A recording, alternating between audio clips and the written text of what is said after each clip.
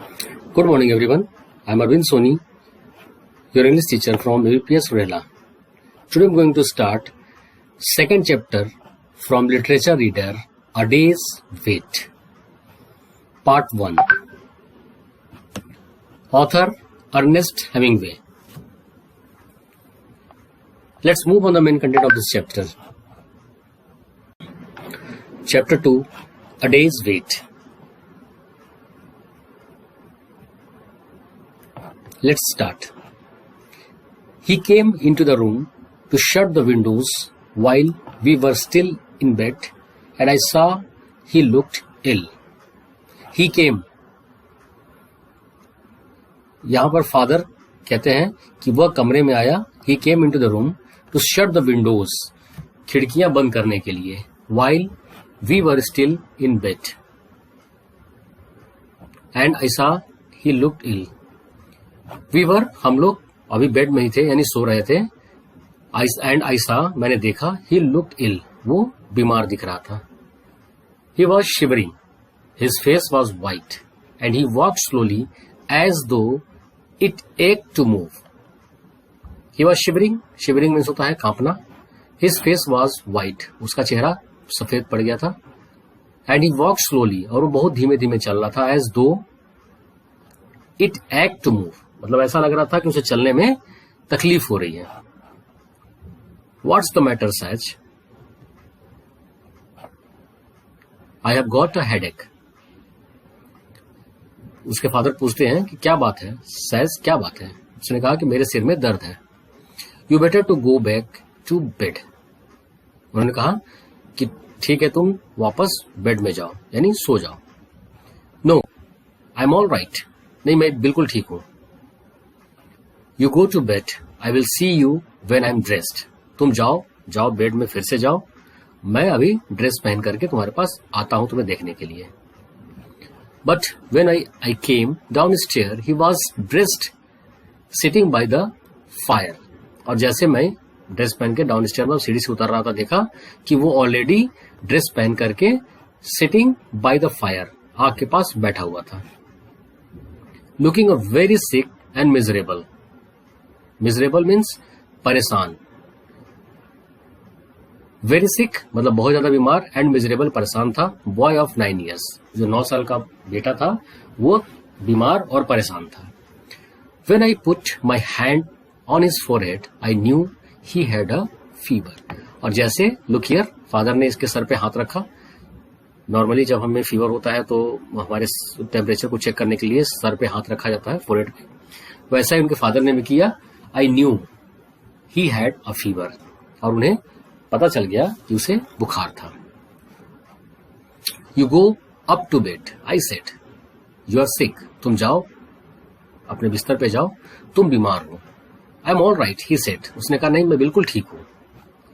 When the doctor came, he took the boy's temperature. फिर doctor को बुलाया गया. डॉक्टर आते हैं, उस बॉय बच्चे का टेम्परेचर लेते हैं. What is it?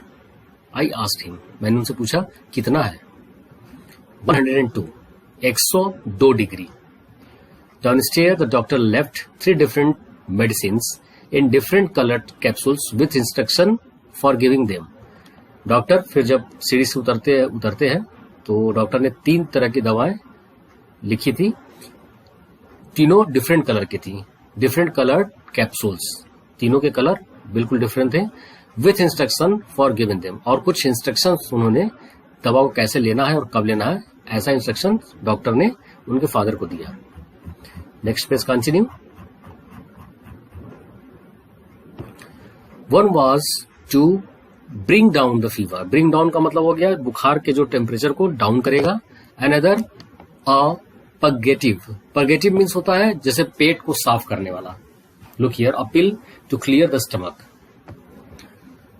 The third to overcome an acid condition. और तीसरा जो पिल थी यानी तीसरी कैप्सूल जो थी वो एसिड को कंट्रोल करने के लिए था. उसके ऊपर ओवरकम मीन्स होता है विक्ट्री, जीतना, बट इसे ठीक करने के लिए था. The germs of influenza can only exist in an acid condition, he explained. Doctor ने एक्सप्लेन किया कि जो इन्फ्लुएंजा के जर्म होते हैं तो उसमें एसिड कंडीशन में ये जर्म्स एक्टिव हो जाते हैं। He seemed to know all about influenza and said there was nothing to worry about if the fever did not go above 104 degrees। यानी उन्होंने एक्सप्लेन करके बताया उसे क्या उसे प्रॉब्लम है और बताया he seemed to know all about influenza, मतलब इन्फ्लुएंजा के बारे में उन्हें बहुत ज्यादा जानकारी थी, ऐसा लग रहा था। And said there was nothing to worry, और चिंता करने की कोई बात नहीं है, about if the fever did not go above 104 degrees. 104 degree के ऊपर अगर बुखार नहीं जाता है तो चिंता करने की कोई बात नहीं है। This was a light epidemic महामारी ऑफ फ्लू, ये फ्लू का एक हल्की सी महामारी थी। And there was no danger if you avoided pneumonia, और इसमें कोई खतरा नहीं है अगर आप निमोनिया को, मतलब निमोनिया से बच जाओ। अवॉइडेड निमोनिया मतलब निमोनिया से बच जाओ। निमोनिया ये एक फेफड़े की बीमारी होती है। Back in the room I wrote the boy's temperature down and made a note of the time to give the various capsules. Capsules मतलब मैं वापस उस कमरे में गया डॉक्टर से बात करने के बाद, और मैंने बॉय का टेम्परेचर को नोट डाउन किया और जो मेडिसिन डॉक्टर ने प्रिस्क्राइब की थी, वेरियस कैप्सूल्स, उनका टाइम सब मैं नोट कर लिया। Do you want me to read to you? अब फादर सैद से पूछते हैं, क्या तुम चाहते हो कि मैं तुम्हारे लिए कुछ पढ़ूं? All right if you want to, said the boy. Boy ने कहा, ठीक है, जैसा आप, अगर आप चाहते हो तो पढ़ सकते हो। His face was very white and there were dark areas under his eyes. उसका चेहरा जो कि बिल्कुल सफेद हो गया था और आंखों के नीचे हल्की सी डार्क, मतलब थोड़ी सी आंखों के नीचे काली आ गई थी। He lay still in the bed and seemed very detached from what was going on। वो बिल्कुल बेड पे लेटा हुआ था और आसपास क्या हो रहा है, डिटैच मीन्स होता है बेपरवाह, जिसे कोई फर्क नहीं पड़ना, उसके आसपास क्या हो रहा था उसे कोई फर्क नहीं पड़ रहा था। I read aloud from Howard Pyle's book of pirates। Pirates समुद्री लुटेरों के बारे में मैं बुक पढ़ रहा था। But I could see he was not following what I was reading. लेकिन मुझे ऐसा फील हुआ, मैंने देखा कि वो जो मैं पढ़ रहा हूं उसे बिल्कुल ध्यान नहीं दे रहा है। How do you feel says I asked him. मैंने पूछा, तुम्हें कैसा फील हो रहा है? Just the same so far he said. उसने कहा, वैसा ही, कोई फर्क नहीं पड़ा।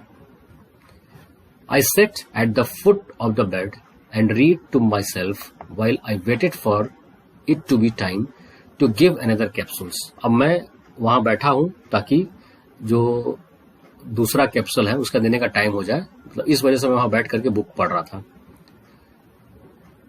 It would have been natural for him to go to sleep, but when I looked up, he was looking at the foot of the bed, looking very strangely।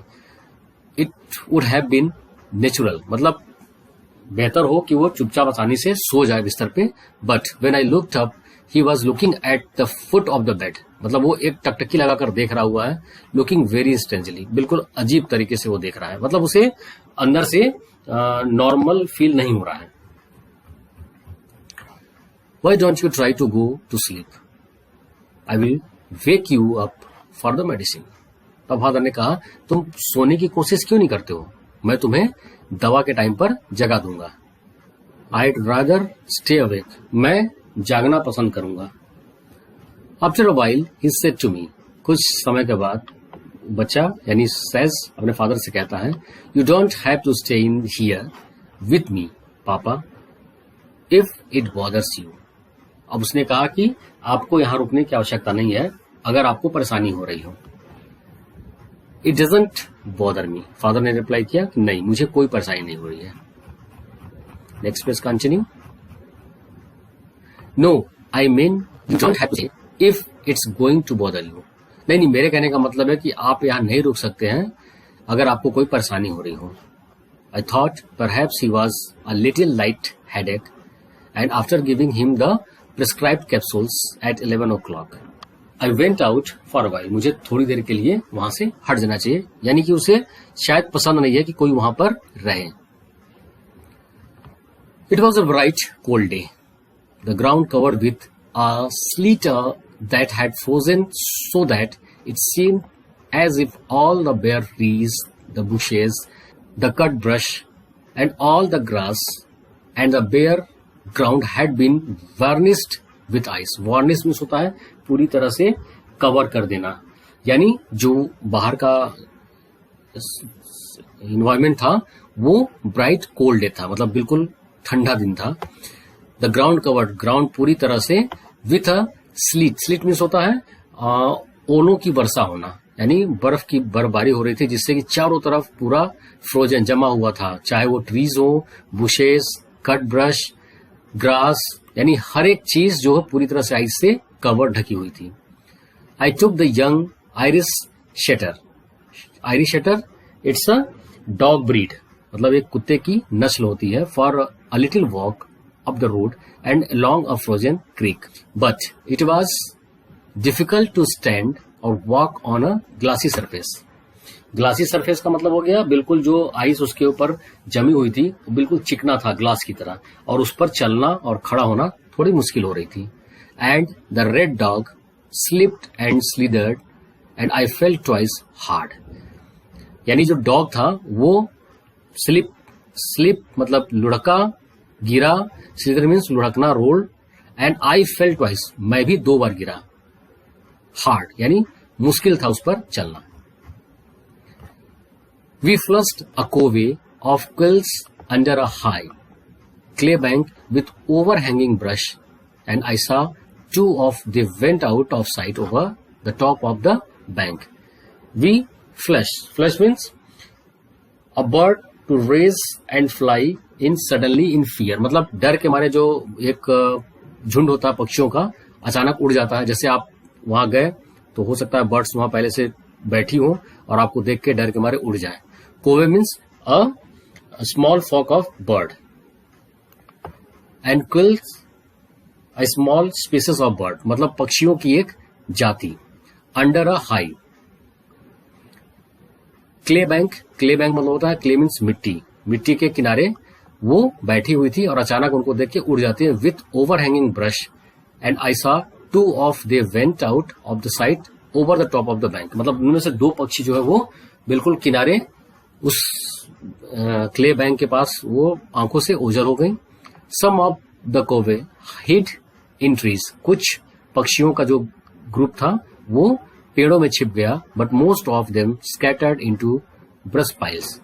और कुछ मतलब ज्यादातर जो बर्ड्स थी वो ब्रश पाइल मतलब जो झाड़ियों के झुंड में फैल गए. स्कैटर मीन्स होता फैल जाना.